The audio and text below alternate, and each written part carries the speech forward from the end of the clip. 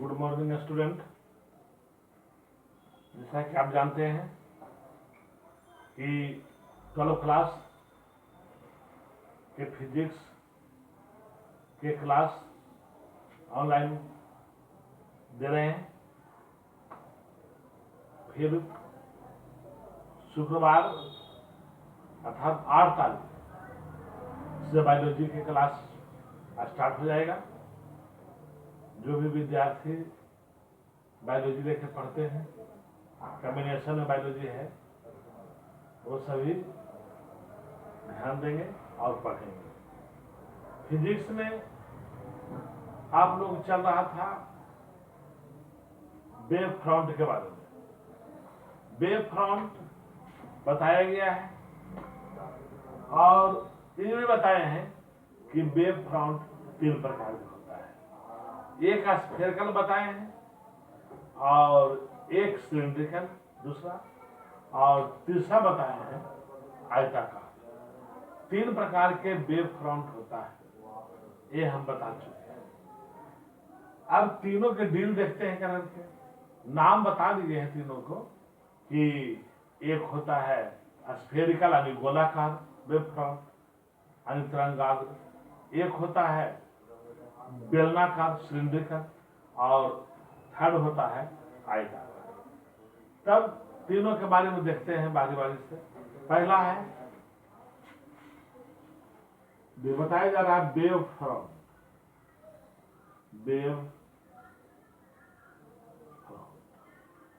Wave front इसमें बताए थे कि it has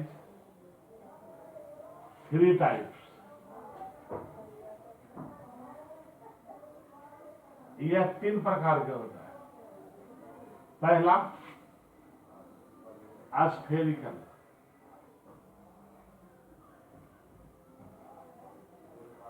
spherical wave front. Spherical का मतलब हो गया बेलनाकार, ना गोलाकार, सॉरी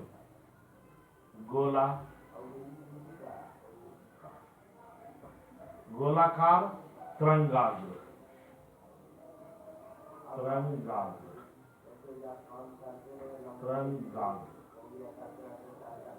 यही होता है। पहला स्फेरिकल। स्फेरिकल किसको कहते हैं? देखिए चित्र, ये स्फेयर है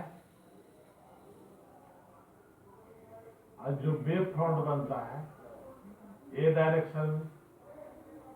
डायरेक्शन में चारों पट्टी परिधि की ओर। यह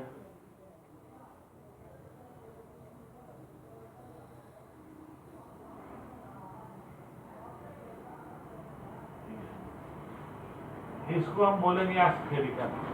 चूंकि एक स्फेयर है और केंद्र से परिधि की ओर इसमें तरंगों का वितरण है, तो इसी को बोला जाता है स्फेरिकल। अर्थात कहने का मतलब है कि स्फेरिकल है क्या? तो कहता है जब प्रकाश स्रोत एक बिंदु से मन प्रकाश स्रोत के भांति कार्य करता है। जब प्रकाश स्रोत एक बिंदु प्रकाश स्रोत के जैसा कार्य करता है तो इससे चलने वाली जो तरंगे होती है वह गोलाकार होता है और उसी को हम लोग कहते हैं स्फेरिकल या गोलाकार। तो इसमें लिखना होगा, फिर जान दीजिए कि जब प्रकाश से चलने वाली जो भी प्रकाश स्रोत है वो एक बिंदु के जैसा कार्य करता है तो वो गोलाकार हो जाती है, यानी स्फेयर बना देती है। इसीलिए उसको हम लोग स्फेरिकल, तरंगाग्र या गोलाकार कहते हैं। इसको देते हैं इसके बारे में। जब लाइट सोर्स यानी प्रकाश स्रोत एक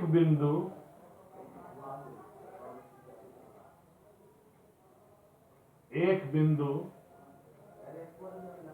प्रकाश स्रोत की भांति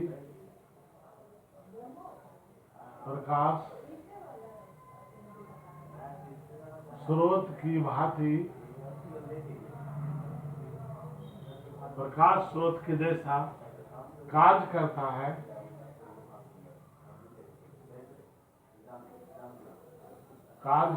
है, तो इससे चलने वाले तरंग या तरंगों के वेव फ्रंट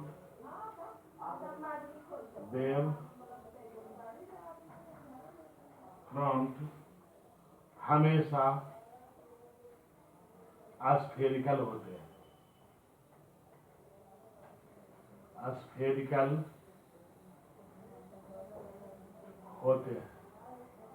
जिसे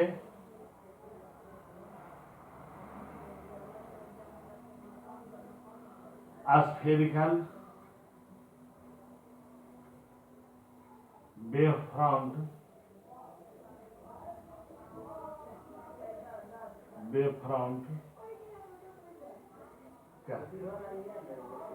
जैसे ये हो गया, तो इसको हम लोग बोलेंगे स्फेरिकल वेव फ्रंट। यानी जब लाइट यानी प्रकाश स्रोत का मतलब होता है स्रोत जिससे प्रकाश की उत्पत्ति होती है, उसी को कहते हैं प्रकाश स्रोत। तो कहता है जब प्रकाश स्रोत एक बिंदु प्रकाश स्रोत के बाद एक पॉइंट बिंदु में पॉइंट के जैसा कार्य करता है, तो इससे चलने वाले तरंगों के वेव फ्रंट हमेशा स्फेरिकल होता है। तो चूंकि स्फेरिकल होता है इसलिए इसको हम लोग स्फेरिकल वेव फ्रंट कहते हैं। दूसरा सिलेंडरिकल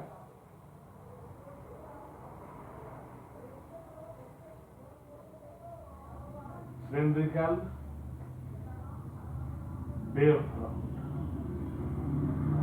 सिलेंड्रिकल का मतलब होता है बेलनाकार।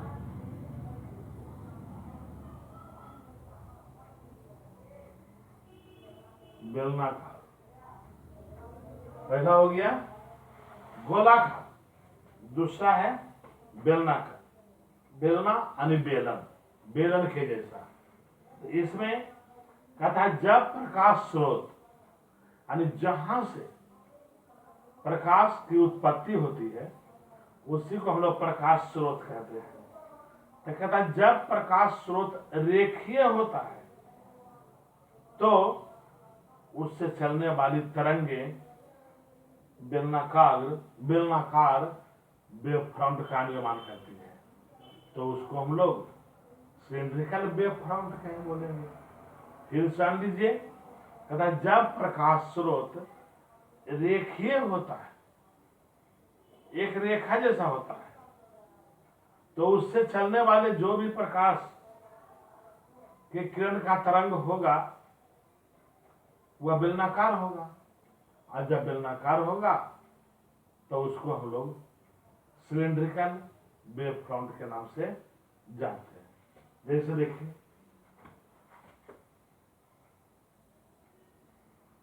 ये एक बेलन जैसा है, ये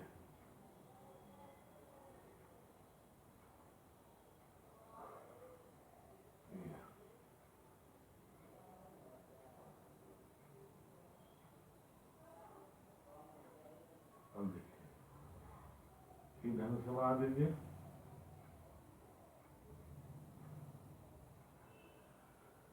यहाँ पर भी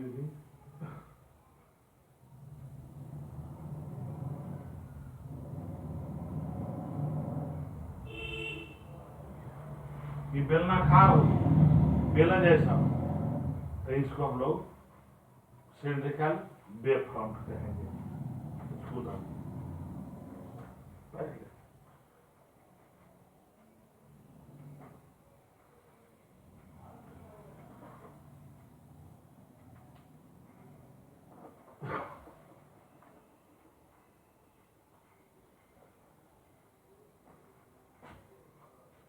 जब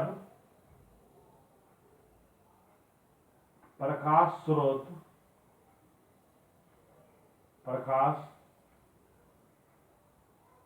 स्रोत एक रेखा या इसको बोल सकते हैं मोनोलिनियर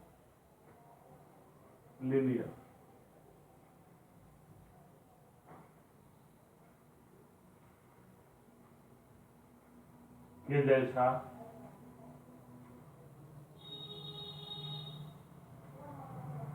कार्य करता है।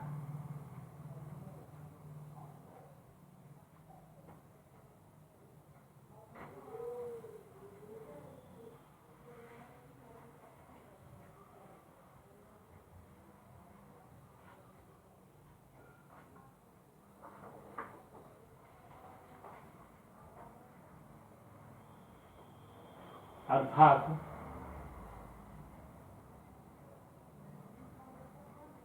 लाइट सोर्स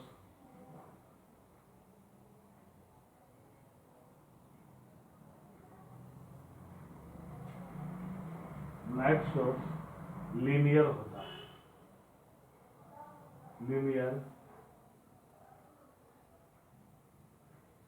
होता है, तो उससे चलने वाले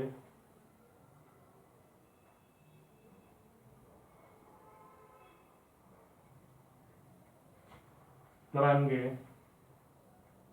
या वेव सिलिंड्रिकल होता है। तो उसे ही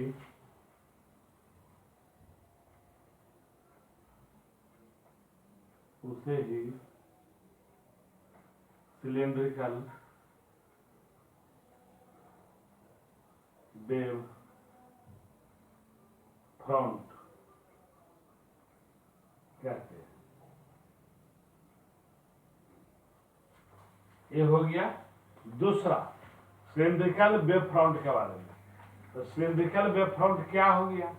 तो अभी बताए, पहला भी बताए थे कि प्रकाश स्रोत था। इससे भी बोले कि प्रकाश स्रोत जो है लीनियर है, उसमें एक बिंदु जैसा था। तब बिंदु जैसा था तो स्फेरिकल वेव फ्रंट का निर्माण हुआ था।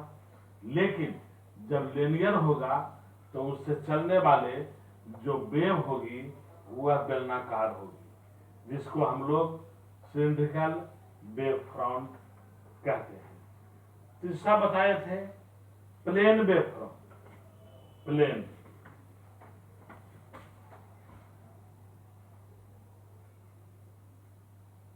Plane wave front. प्लेन का मतलब समतल तरंगाग्र।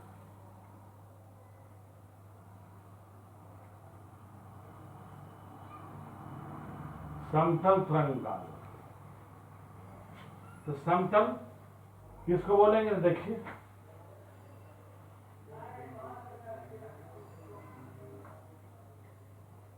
मान लीजिए कि ये समतल पृष्ठ है,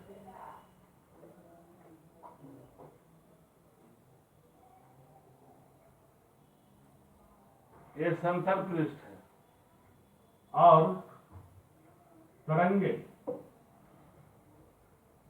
इस डायरेक्शन में जा रही है।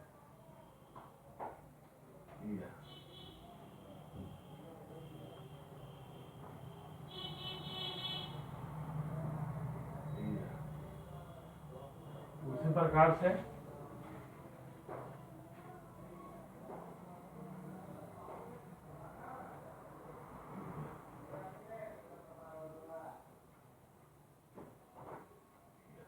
इस ढंग से, तो इसको हम लोग समतल वेव फ्रंट कहेंगे।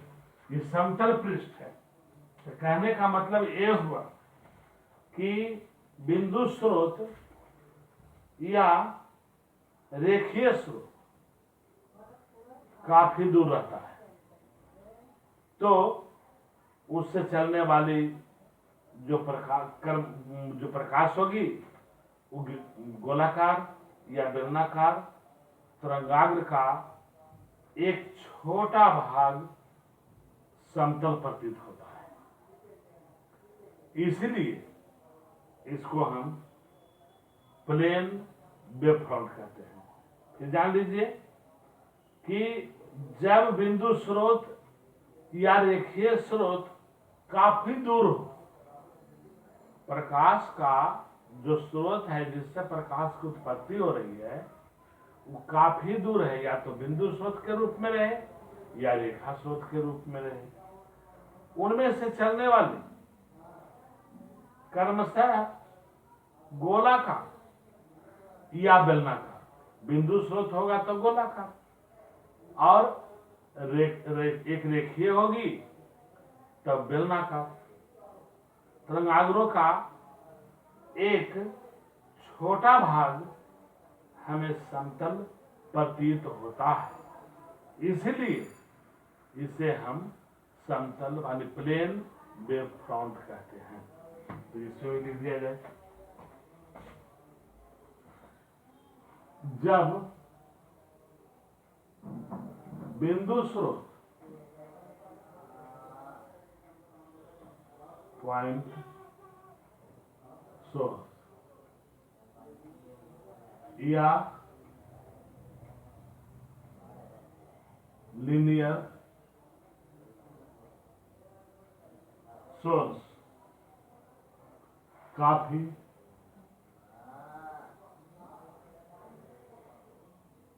दूर हो तो उससे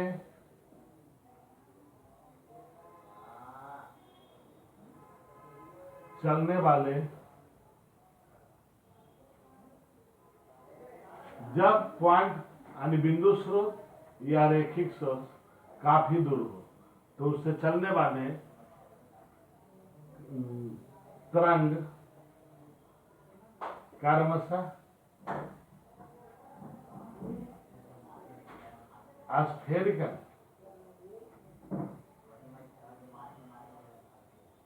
या सिलिंड्रिकल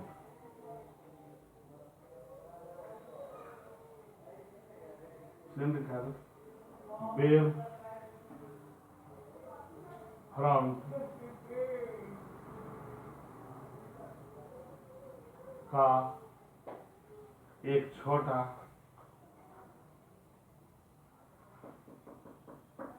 भाग में हमेशा समतल प्रतीत होता है, समतल प्रतीत होता है, इसलिए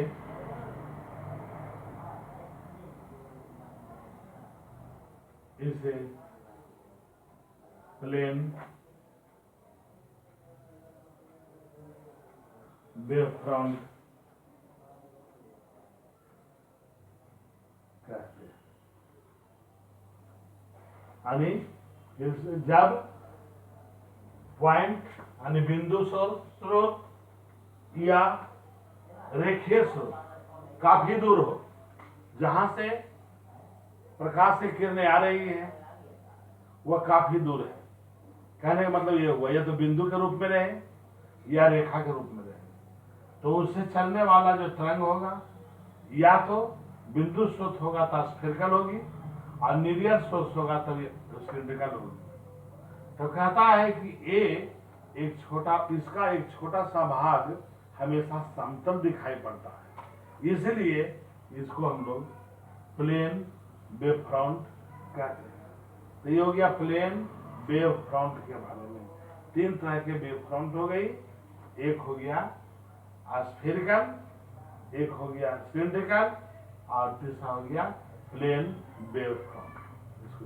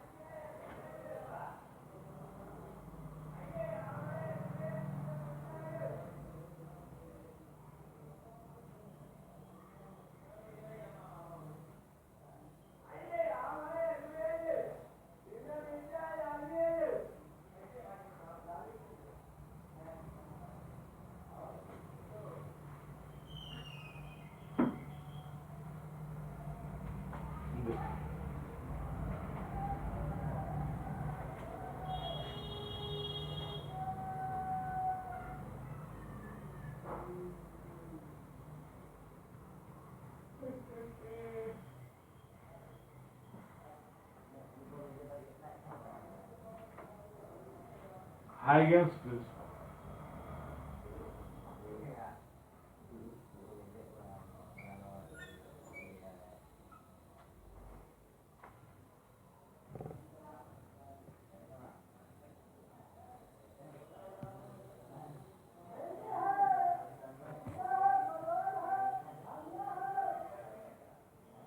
हाइगेंस का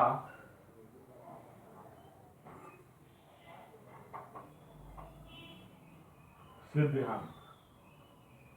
हाइगेंस का सिद्धांत।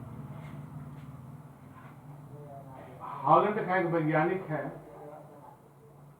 जो 1668 ईस्वी में वेव फ्रंट के संबंध में अनेक प्रयोग किए और प्रयोग करने के बाद एक सिद्धांत दिया है। उसी सिद्धांत को हाइगन का सिद्धांत बोला गया है। इन्होंने जो सिद्धांत दिए हैं हाइगन नामक वैज्ञानिक, उससे बतलाए हैं कि तरंग संचरण के लिए माध्यम की आवश्यकता होती है और प्रकाश का जहां तक गमन का बात है तो माध्यम में तो होता ही है, निर्वात में भी होता है।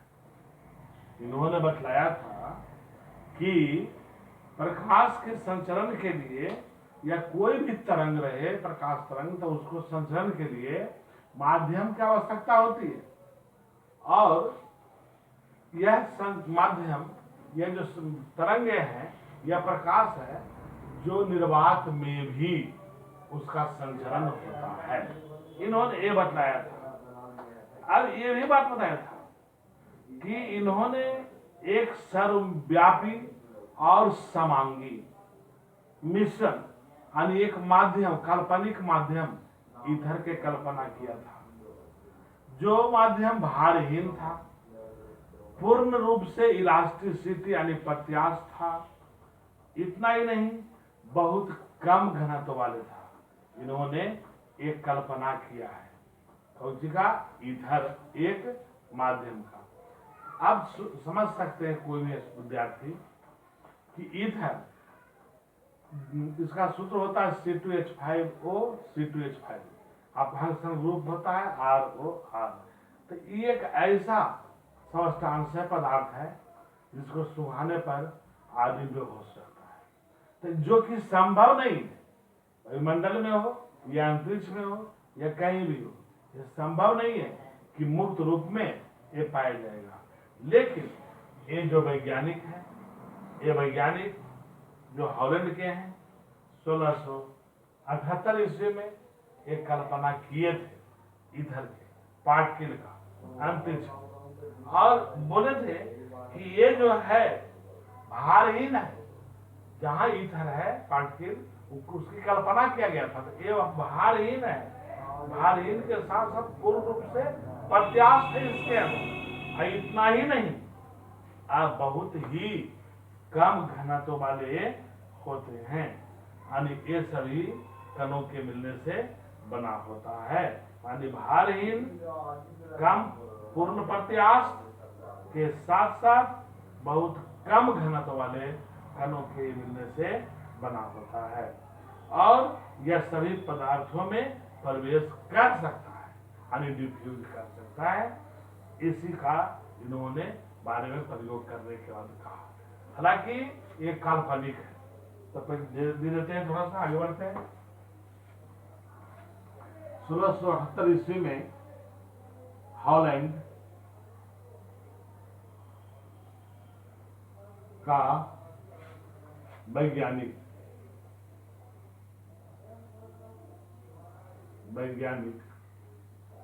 हाइगन ने अपने प्रयोग के फलस्वरूप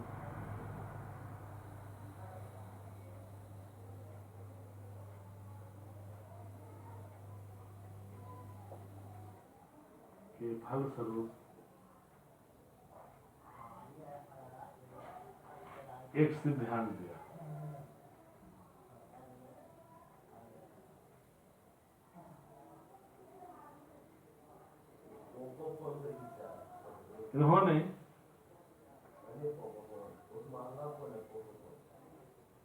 कहा कि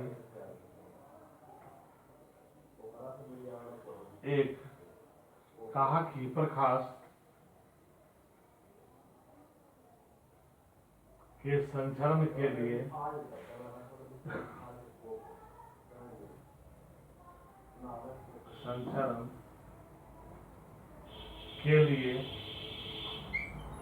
माध्यम की आवश्यकता होती है। माध्यम की आवश्यकता होती है।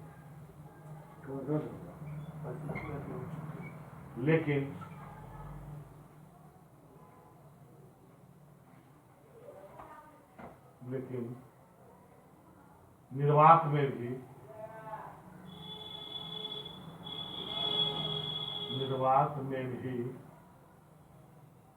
यह गति करता है।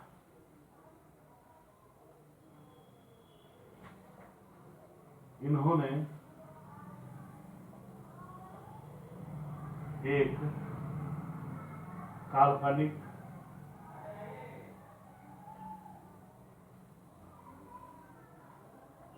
पार्टिकल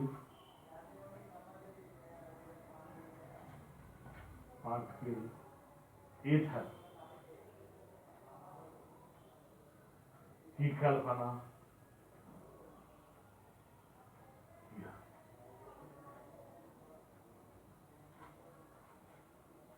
इसके बारे में कहा कि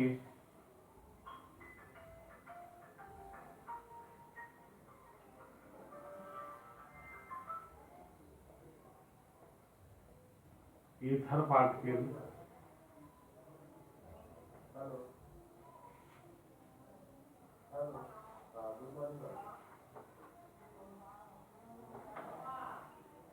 इन्होंने कहा कि ether particle weightless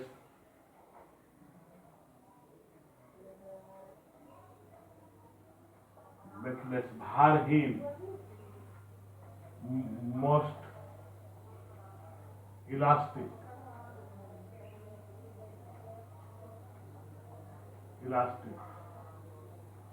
and less density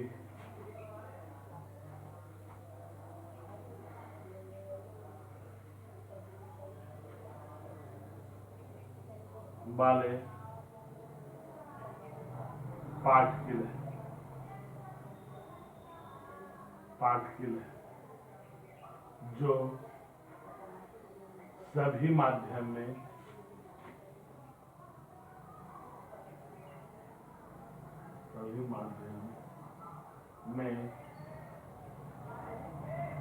प्रवेश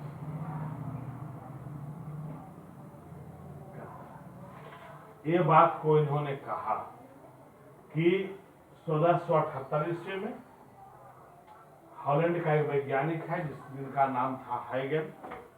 इन्होंने बोले थे बताया अब विभिन्न प्रयोग करने के बाद कि प्रकाश जो होती है उसके संचरण के लिए यानी गमन के लिए एक माध्यम की आवश्यकता होती है, लेकिन यदि माध्यम नहीं भी मिले तो पर भी प्रकाश का गमन होता है। जैसे मान लीजिए हम लोग पढ़े हैं कि चंद्रमा पर माध्यम नगण्य है नहीं है, पृथ्वी का ग्रेविटेशनल फोर्स है जो पृथ्वी के ग्रेविटेशनल फोर्स से 6 गुना कम है। जैसे यहाँ पर आप उछलते हैं 1 मीटर, चंद्रमा पर उछलिएगा 6 मीटर। तो क्या चंद्रमा पर घनत्व कम है या न है, तो क्या वहां पर सूर्य के प्रकाश नहीं पहुंचता है? पहुंचता है। तो वहां तो कोई माध्यम है नहीं। तो वही बात हुआ कि माध्यम रहे अथवा नहीं रहे, सूर्य के प्रकाश वहां पर पहुंचेगा। फिर इन्होंने क्या किया, एक ऐसा पदार्थ की कल्पना किया कि जो वायुमंडल अंतरिक्ष में है। क्या चीज का? ईथर का। ईथर के कण का इन्होंने कल्पना किया है, रहता नहीं है। यदि ईथर रहता वायुमंडल में तो आदमी बेहोश, आदमी क्या जितने भी जंतु हैं सभी बेहोश हो जाते हैं। एक भी जिंदा बढ़िया से नहीं रह पाता, एक्टिव स्टेज सब हो जाता बेहोश। तब ये कल्पना किया कि ईथर के पार्टिकल मौजूद हैं। ईथर का पार्टिकल कैसा होते हैं? तब बताया कि भारहीन होता। इन्होंने ही बताया, वैसा बात नहीं है कि भारहीन है, लेकिन कल्पना सब किया हुआ चीज है कि ईथर का जो पार्टिकल है भारहीन है, साथ साथ बहुत अधिक प्रत्यास्थ है।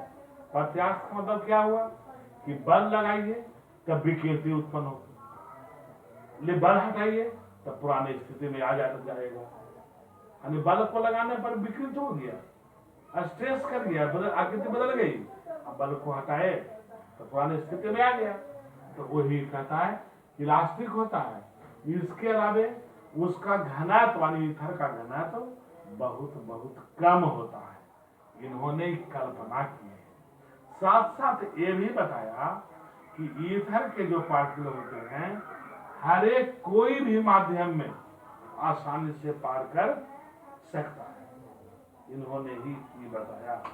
तो कहने का मतलब यह हुआ कि ईथर में प्रकाश तरंग के संचरण के लिए सभी गुण पाए जाते हैं। निष्कर्ष यही निकाला इन्होंने कि ईथर एक ऐसा पदार्थ है जिससे प्रकाश के संचरण में रुकावट हो ही नहीं सकता है। निश्चित हो गया कि ईथर में प्रकाश संचरण का सभी गुण मौजूद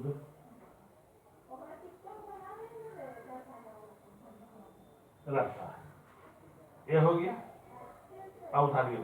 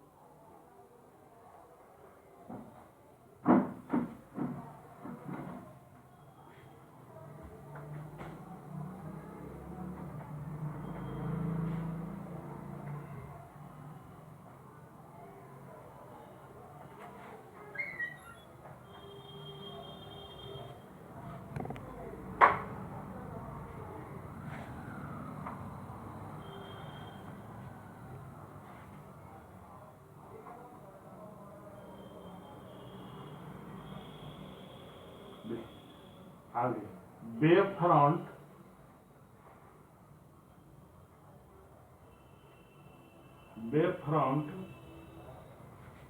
पर स्थित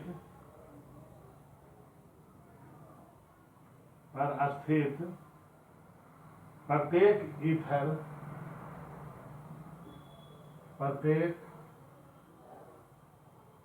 ईथर के कण नए प्रकाश स्रोत न्यू लाइट सोर्स का कार्य करता है,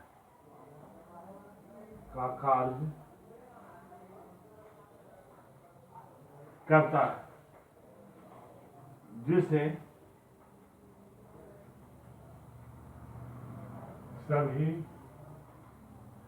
दिशाओं में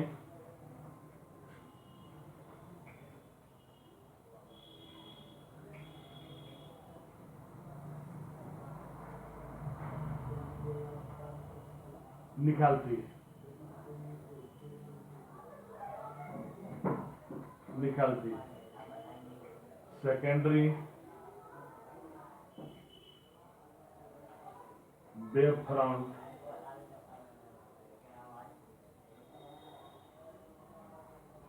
कहते हैं।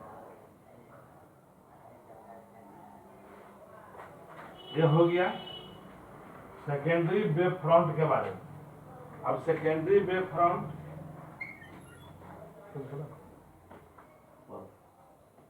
सेकेंडरी वेव फ्रंट क्या चीज है, तो उसमें फिर बताए लिखे भी कि वेव फ्रंट पर स्थित प्रत्येक ईथर के कण न्यू लाइट सोर्स का कार्य करता है, जिससे सभी दिशाओं में निकलते रहती है, और उसी को हम लोग सेकेंडरी वेव फ्रंट भी बोलते हैं। तो सेकेंडरी वेव फ्रंट के बारे में इन्होंने ही यानी हाइगन नामक वैज्ञानिक ने ही बतलाया था। अब देखिए तो इसके सिद्धांत कौन कौन से हैं। देखिए इन्होंने तो बतलाने का जो बतला दिया, लेकिन कुछ बातें अधूरी रह गई थी, जो बाद में फ्रेस्नेल नामक एक वैज्ञानिक है, वही वैज्ञानिक है जो इसका व्यतिकरण के विवर्तन की घटना को समझाया, और इसके अलावे हाइगन ने जो सेकेंडरी वेव फ्रंट है इसके बारे में कुछ बातें बताया। तो इनके कुछ नियम है, यानी Huygens principle of secondary wave. Huygens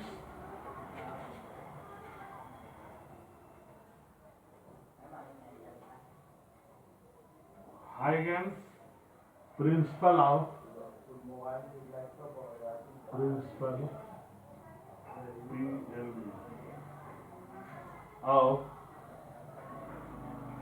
secondary wavelets.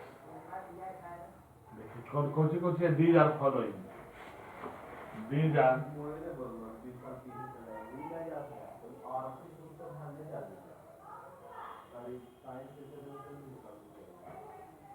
Following. पहला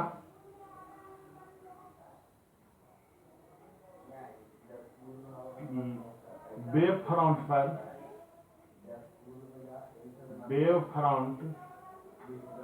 पर खींची गई।